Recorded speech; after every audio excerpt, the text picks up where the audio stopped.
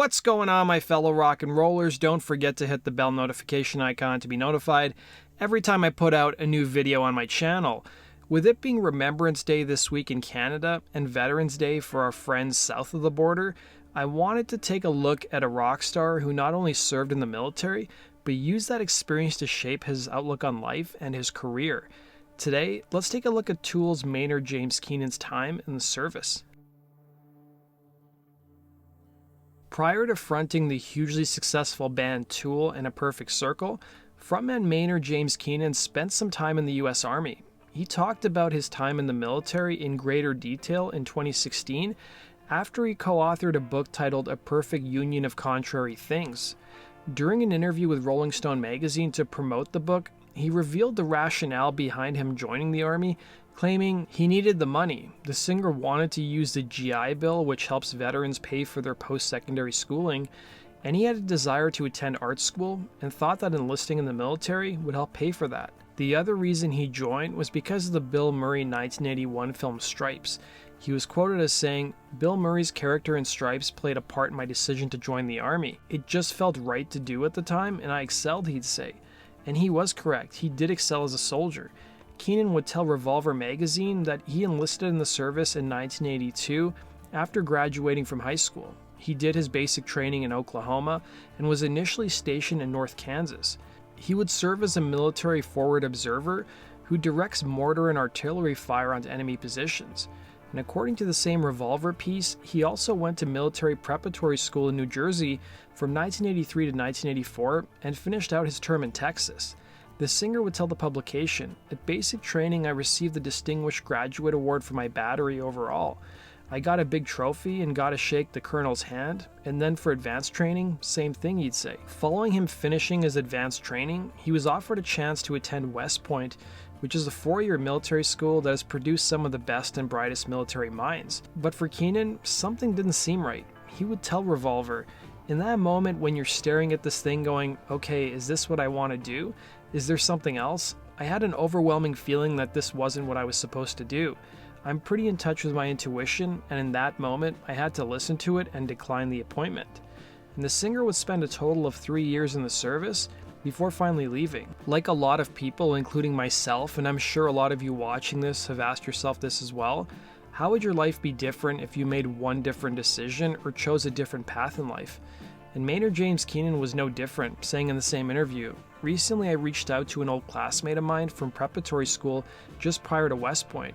I wanted to see where he's at. He's basically in charge of Afghanistan. He's a colonel now, and it makes me kind of wonder where I would have been had I taken a different path, because if I had accepted my appointment and made it through the next 4 years, my career was set," he'd say.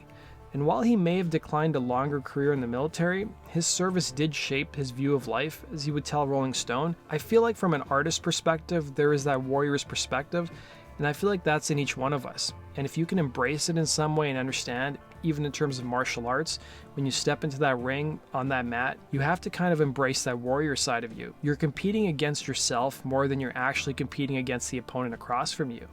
And that's not to say that his opinions on the military hasn't drawn criticism from some people. Back in 2016, he appeared on the cover of Ballistics magazine holding a Tool-inscribed rifle. The gun was given to the frontman by a soldier named Nick McGarry on behalf of one of his friends, Staff Sergeant Robert J. Miller, who died at the age of 24 in Afghanistan after being ambushed. Miller, for his bravery, would receive an honor few soldiers have gotten, which was the Medal of Honor. Miller was a huge Tool fan and would crank 10,000 days at his outpost during his service. And to honor the fallen soldier, Kennan had Miller's name engraved on the rifle, and he would tell Ballistics magazine, "It seems strange having a monogram rifle for me to commemorate Miller's sacrifice. It made more sense for it to have his information, so every time we used it, we would think of him and not me." The singer would end up being criticized for appearing on the cover of Ballistics magazine by those who claimed he was supporting the military-industrial complex, and he would publicly speak out on this during a 2016 Tool show, as you can see here. "Yesterday was the 8-year anniversary of Robert Miller, who gave his life for his friend who's here tonight, Nick.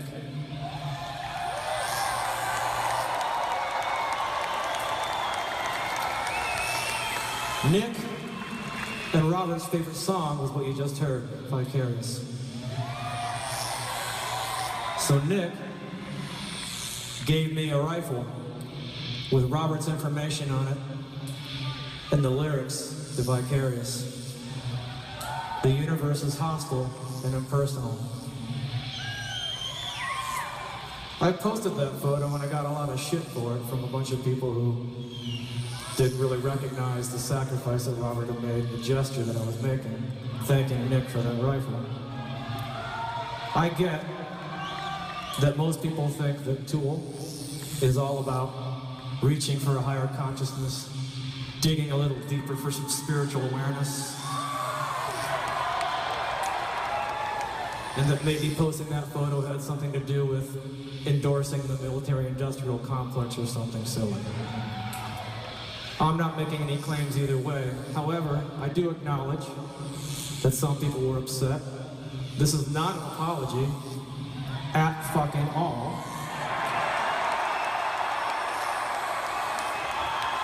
This is just me acknowledging that people were upset by that, thinking that Tool is just that, a higher spiritual path.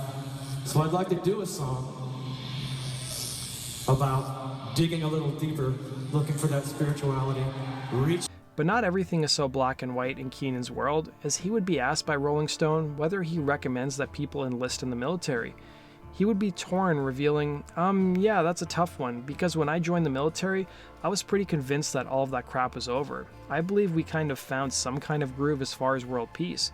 We really didn't have any major conflicts, Grenada and a few other things when I was in. Yeah, we were going through a lot of growing pains as a nation. I don't know that I would recommend going into the active service right now. It might be good for some people, because the parts that I'm looking for, that discipline, the connection, was being absolutely vulnerable and having your life in the hands of your teammates, your friends, your colleagues. The growth that occurs in those spaces where you're just broken down and then built back up, there's a lot to be said for those kinds of things, he'd say. And then on Memorial Day weekend in 2017 during a Tool live show in Boston, the frontman called out snowflakes and brought up the police and military, saying the following: "As artists, we interpret and report. That's our job. We are merchants of emotion. We have the privilege to do that because of active and former law enforcement and military defending our right to do so. Those of you who are law enforcement and military, your job is to defend our right to act like whining, entitled snowflakes, myself included. Snowflakes, your job is to respect them effing doing that for you.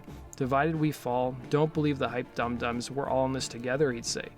So that does it for today's video, guys. Thanks for watching. Be sure to hit the like button and subscribe, and we'll see you guys tomorrow with another very special episode of Rock and Roll True Stories. You guys won't want to miss it. Take care.